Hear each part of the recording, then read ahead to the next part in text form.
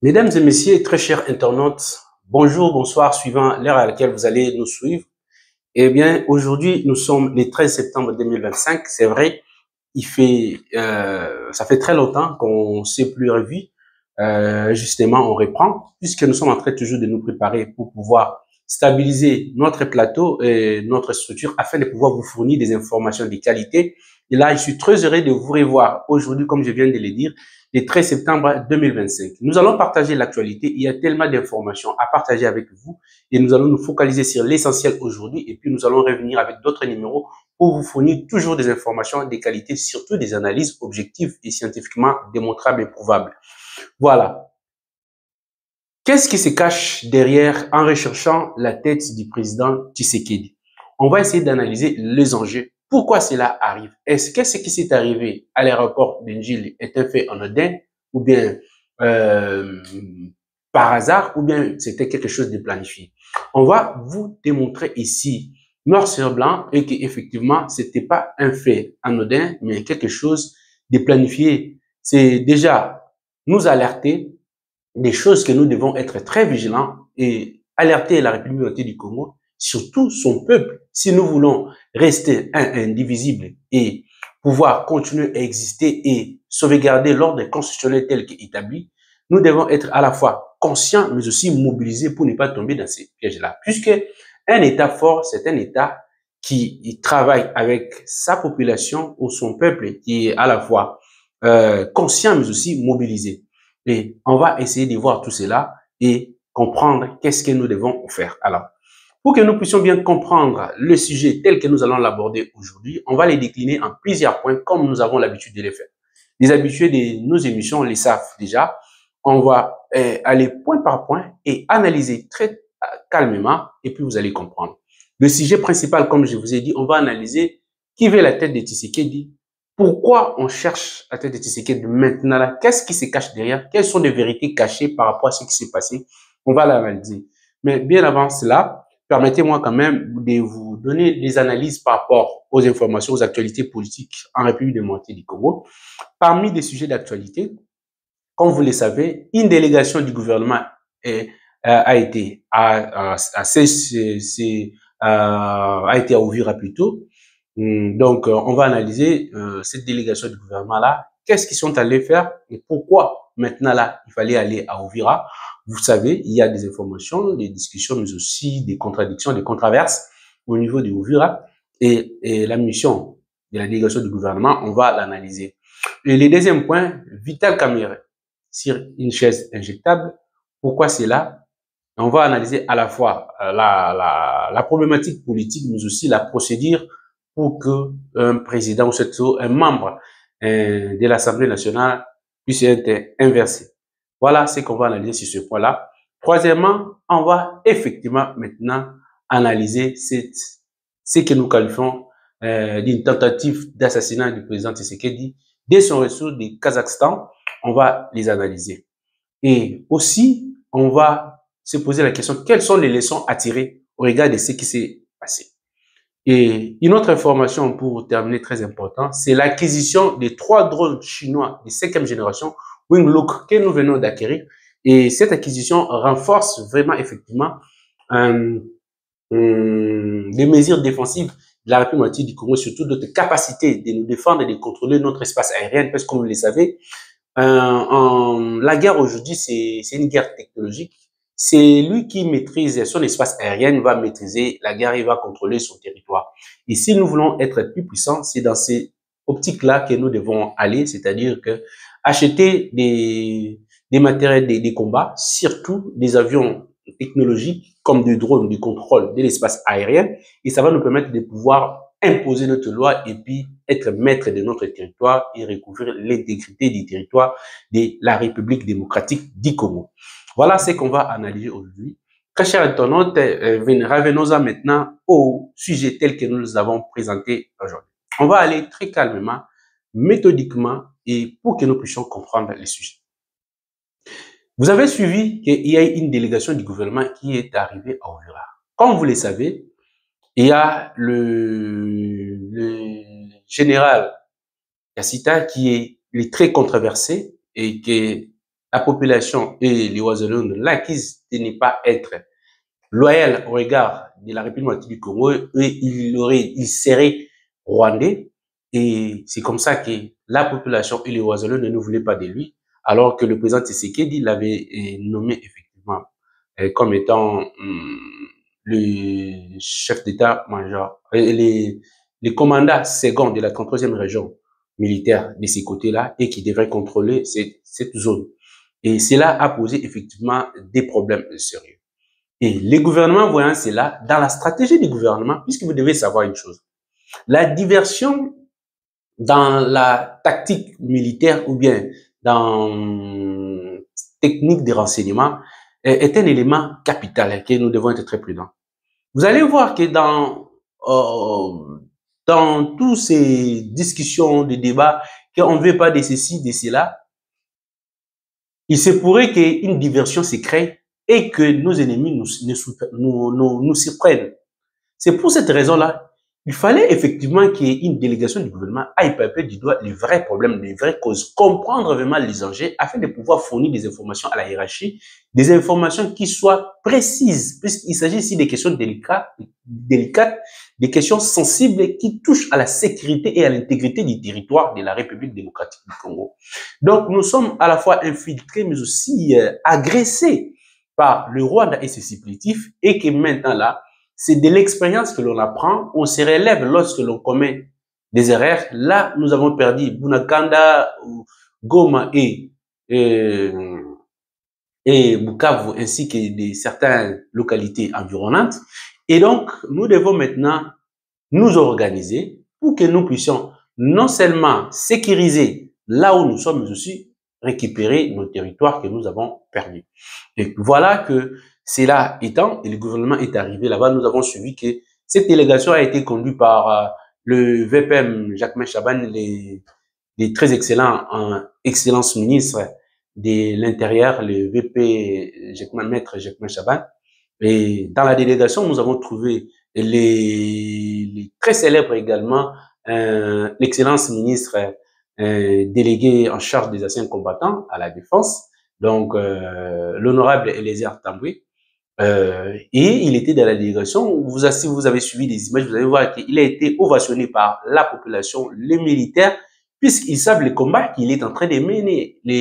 L'excellence Eliezer Tamboué mène un combat de longue haleine pendant plusieurs années. C'est quelqu'un de terrain, parce que les gens ont tenté d'essayer de les critiquer comme quoi, comment un simple journaliste qui ne connaît pas l'armée, il va être là. La première des choses, vous devez savoir, pour les cas particuliers de notre pays, il s'agit d'abord de la détermination et de quelqu'un qui est patriote et loyal à la patrie.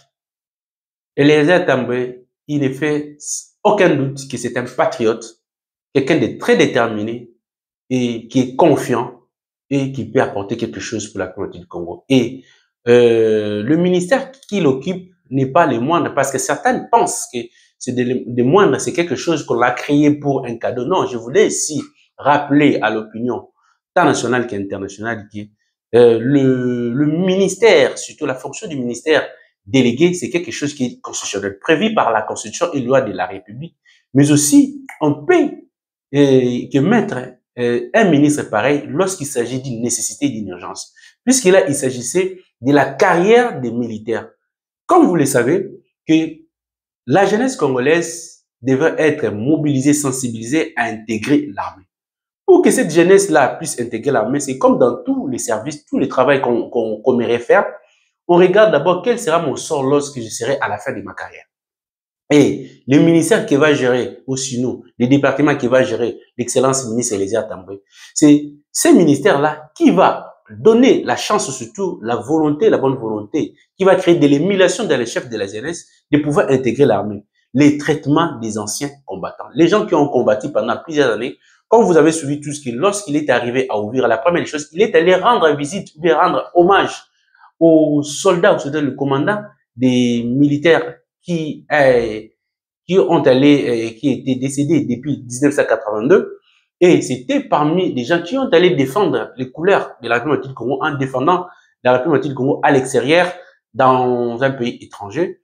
Et donc, en revenant, et c'est en 1982 qu'il était décédé, Mais il n'a jamais été honoré par aucun régime, en commençant par les anciens régimes et jusqu'à maintenant là. Et voilà que c'est le ministre Eliezer Tambwe qui va s'incliner, mais aussi promettre, rassurer la famille du défunt des hommages très musclés qu'on va rendre à ces vaillants combattants qui a combattu la bonne lutte et que c'était un élu. Et voilà que Eliezer Tambwe l'a fait. C'est quelque chose à féliciter. Bravo, Excellence Eliezer Tambwe. Toutes nos félicitations et nos courages par rapport à tout ce que vous êtes en train de faire. C'est très important. Et c'est pour cela, sur ces points-là, la délégation a rencontré les responsables militaires dans ces coins-là. Ils ont discuté, ils ont compris des vrais problèmes. En fait, en réalité, il s'agissait effectivement de cette symbiose, je dis, cette synergie qui devait être créée entre à la fois les autorités politico-militaires et de la population, mais aussi des Ouazalènes qui sont des vaillants patriotes qui sont en train de combattre pour le pays. Il fallait les écouter et comprendre. Et donc, le problème là, c'est que la population et les Ouazalènes doutaient de la loyauté du Gassita, du général Gassita, et cela a été chose faite et que les autorités ont écouté. Ils vont faire rapport à la hiérarchie et que cela va maintenant faire en sorte que une décision va incessamment tomber et on va l'avoir, on l'attend des pieds fermes pour voir qu'est-ce que l'autorité suprême, le président de la République va décider sur ces sujets-là. Voilà un peu l'importance, l'utilité de la délégation du gouvernement qui est allée paper du doigt la réalité pour pouvoir apporter des solutions aux problèmes clairs pour ne pas tomber dans le piège de la diversion, comme je peux dire, parce que l'ennemi va profiter lorsque nous sommes divisés. Donc, il fallait que le gouvernement agisse vite et nous en félicitons le gouvernement pour cette attitude d'aller directement sur le terrain et visiter et voir, palper du doigt et trouver des solutions. Et bravo, je pense que c'est comme ça qu'on devait agir. Voilà. Une autre information importante avant d'aller, comme je vous dis, restez franchement, on va essayer d'analyser quelles sont des vérités cachées ou bien des enjeux cachés au regard de ces tentatives d'attentat contre le président de la République. On va les analyser, mais nous vous donnons quand même des éléments d'actualité très importants. Et une autre actualité, il s'agit du président de l'Assemblée nationale, Vital Kamerhe, qui, nous avons tous suivi, qu'il y a une pétition de déchéance contre sa personne, mais aussi et quelques membres de son bureau. Pourquoi cela arrive maintenant? Là, on va analyser cela.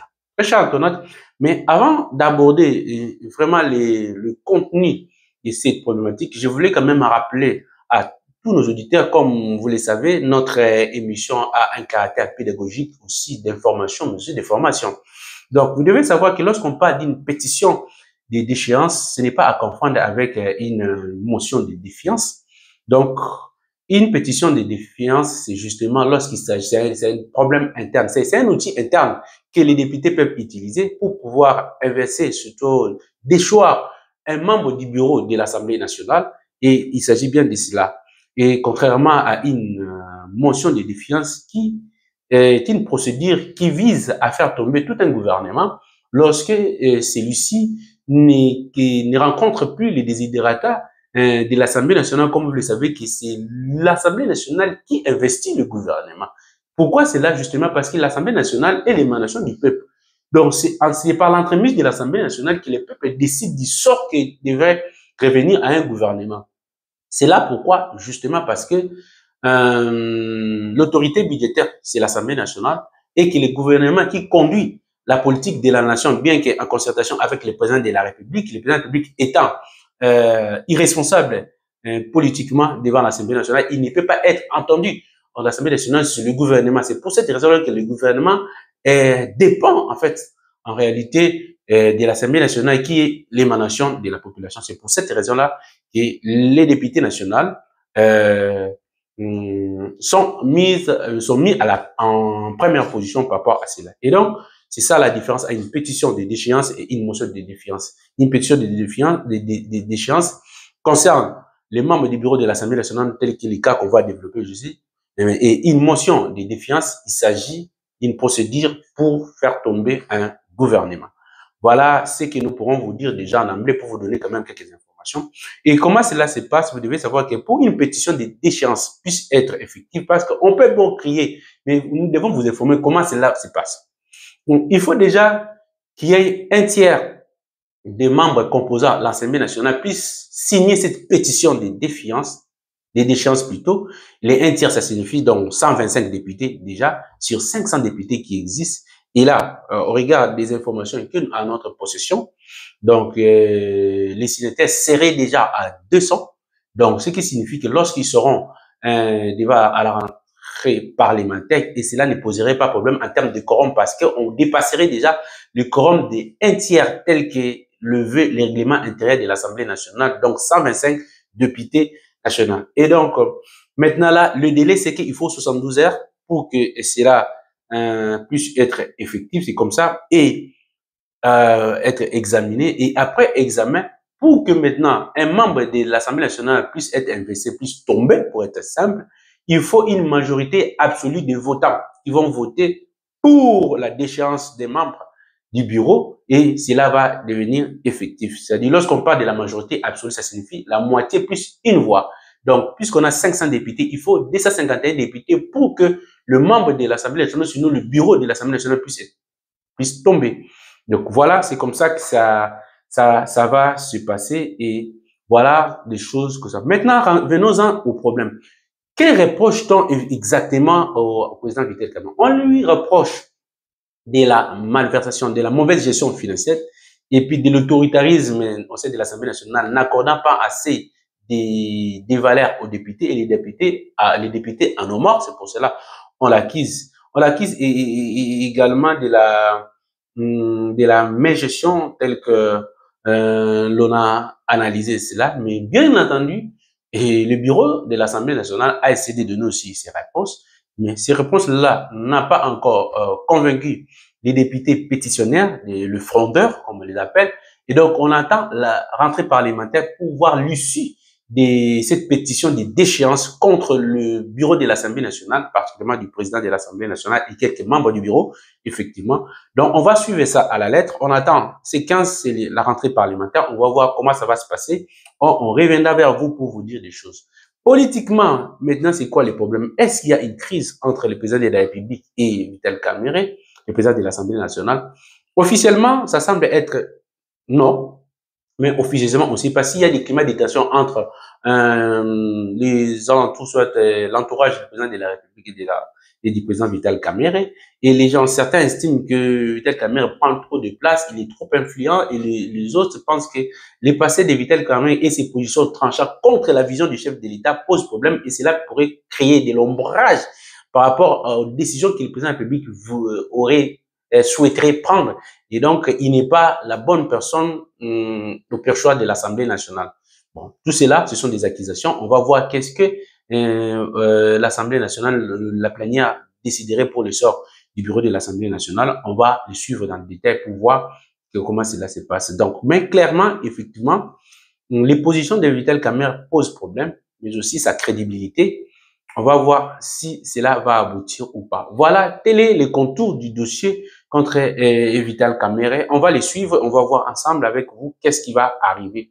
Puisque en politique, vous devez savoir une chose que bien que le président de la République est irresponsable devant l'Assemblée nationale, mais l'imaginaire collectif estime que c'est le président de la République qui est redevable devant sa population. Puisque le président de la République, contrairement aux députés, n'a pas comme circonscription électorale Bandundu ou bien Lukunga ou quoi que ce soit. La circonscription électorale du président de la République, c'est toute la République démocratique. C'est que le peuple a voté le président de la République partout et qu'il est président de la République. Légitimement, c'est lui qui est responsable au regard de la population. Il faut maintenant qu'il n'y ait pas des obstacles par rapport à sa vision, puisque la vision du président de la République, c'est celle pour laquelle le peuple a voté. Il faut que cette vision-là soit effectivement exécutée. Lorsqu'il y a maintenant des gens qui empêchent l'exécution de cette vision du président de la République qui s'est traduite par un programme du gouvernement, justement, c'est que cette personne-là ne pourrait jamais être la bonne personne. Il faut mettre des personnes qui vont travailler dans la vision du chef de l'État parce que c'est cette vision-là pour laquelle on les avait votés. Les gens peuvent en discuter, mais la réalité, c'est ça. Donc, voilà un peu ce que nous devons tous savoir sur ce point-là.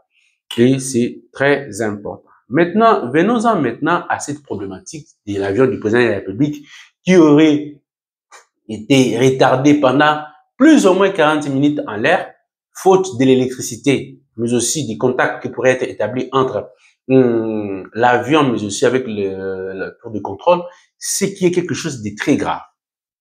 Déjà, au regard de la situation, c'est inconcevable qu'un aéroport dit international puisse ne pas avoir de l'électricité sans pour autant qu'il y ait des mécanismes qui pourraient pallier à cela, notamment les VSR qui pouvaient maintenant démarrer automatiquement des groupes électrogènes, mais aussi des systèmes, même des panneaux solaires. Il y a plusieurs systèmes. Dans un aéroport international qui est une vitrine, mais surtout l'entrée au sein d'un État, surtout le capital, l'aéroport international de Dili est un aéroport de référence. Donc, ce genre des activités, au-delà du fait que ce soit d'abord le président de la République, ça a exposé tout le monde, puisque c'est supposé que l'aéroport international pourrait recevoir des avions qui pourraient arriver à tout moment, de partout, pour recevoir des gens. On ne peut pas rassurer des investisseurs qui veulent venir investir dans un État où tout n'est pas sécurisé. Donc, c'est vraiment effectivement un problème. Il me semble qu'il y a eu déjà des alertes qui ont été avancées par des agences qui suivent les actions de la présidence de la République nationale, qui alertaient, déjà, ce sont des structures qui existent au sein de la présidence, qu'on devait mettre à l'état les aéroports, mais aussi tous les matériaux qui entourent cela, afin de sécuriser les pays. Et cela n'a pas été entendu, donc ce sont des problèmes qu'on doit relever.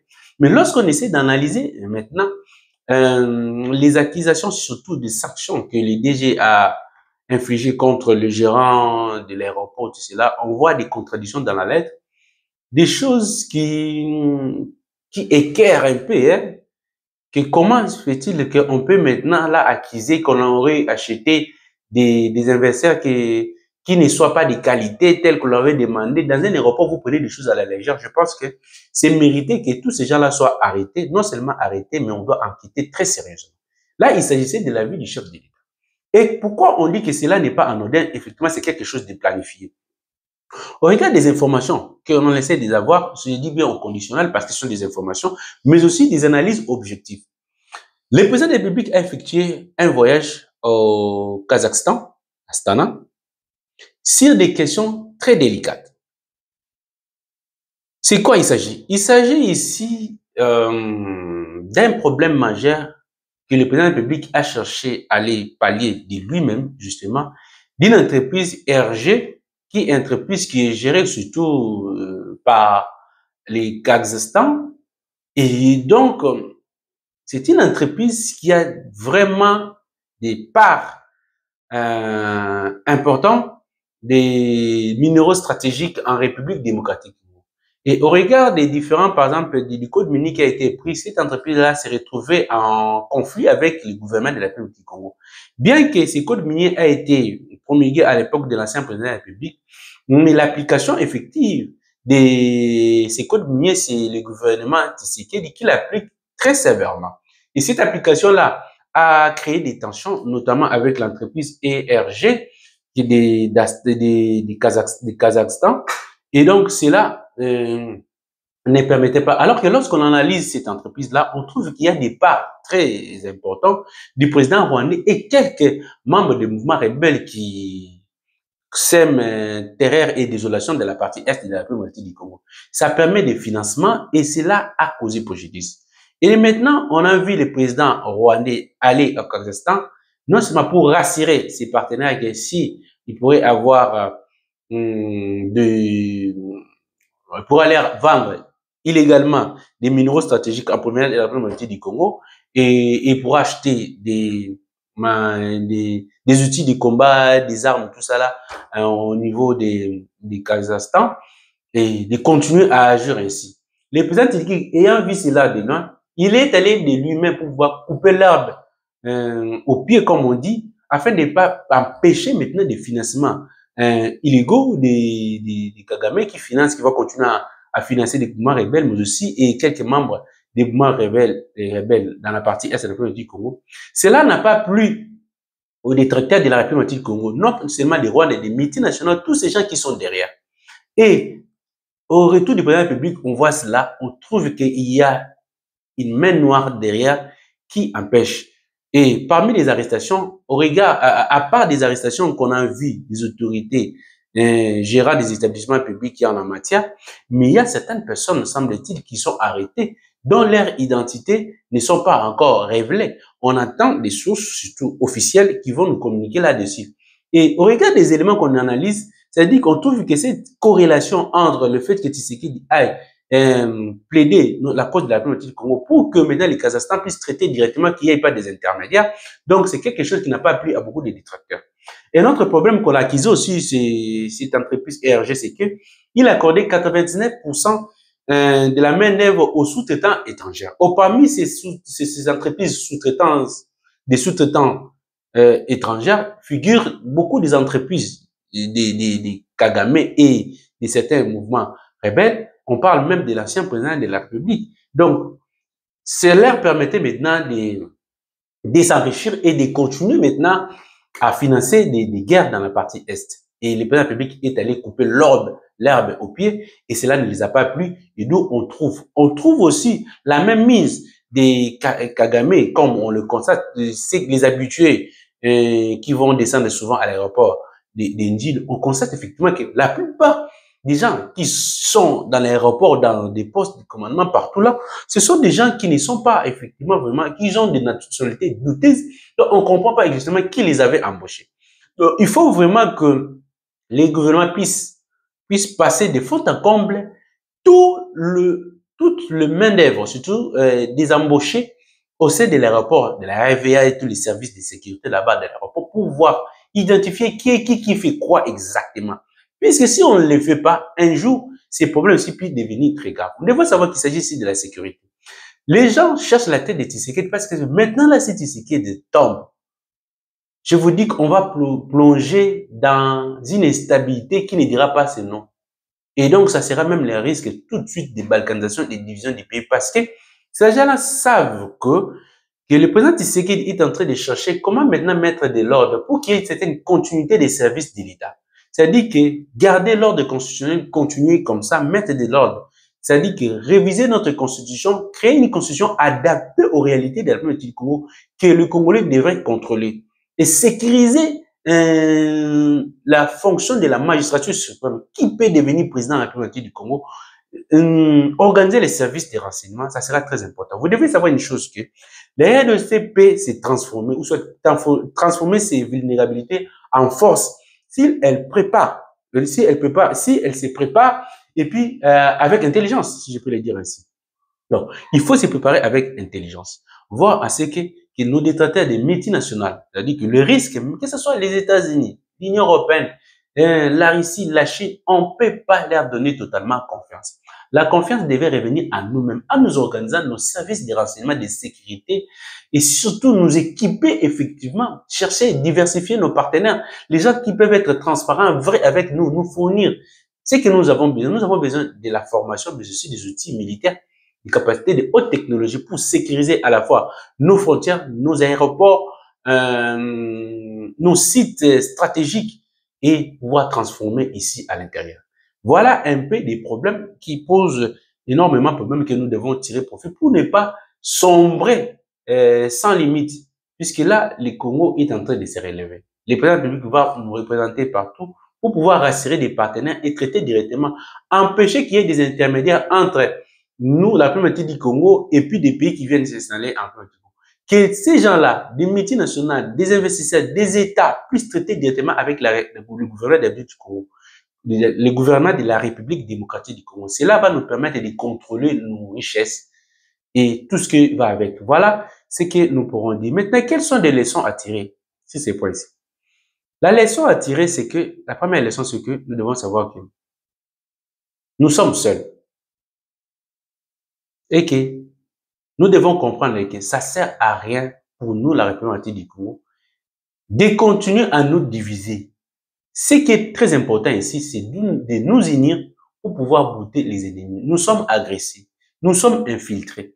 Même si les gens qui pensent qu'il pourrait y avoir un dialogue, l'objectif principal du dialogue, c'est comment faire en sorte que nous puissions maintenant chasser des ennemis, chasser des Rwandais, contrôler notre territoire, pas de partage de pouvoir, rester dans des distractions, des querelles inutiles. Les présidents publics que nous avons maintenant ici, nous devons les protéger.